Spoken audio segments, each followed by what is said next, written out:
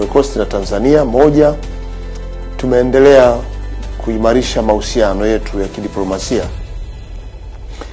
ambayo kwa muda mrefu tumekuwa nayo, na tunao balozi nchini Nigeria, lakini nchi hii ni kubwa na ina uchumi mkubwa na inaongoza kwa kilimo kwenye ukanda huu wa Afrika Magharibi, na hawa ni wakulima wazuri sana wa zao la kokoa. Chocolate karibu nyingi zilizotengenezwa zinatokana na kokoa inayotokana na hapa Ivory Coast. Lakini pia hawa ni wazuri kwa kilimo cha korosho, wanalima korosho na ni zao ambalo linawaletea uchumi, na hapa kwa bahati nzuri wanalima zaidi ya Tanzania. Kwa hiyo ni nchi ambayo tunaweza tukajifunza kwenye sekta ya kilimo.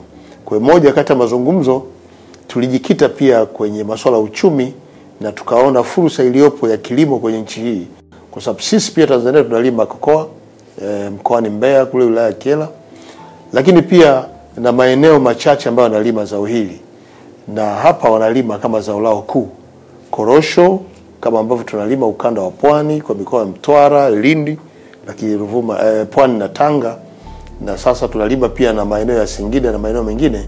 Hapa wanalima kwa kiasi kikubwa cha korosho, na ndicho kinawaingizia pato la kigeni.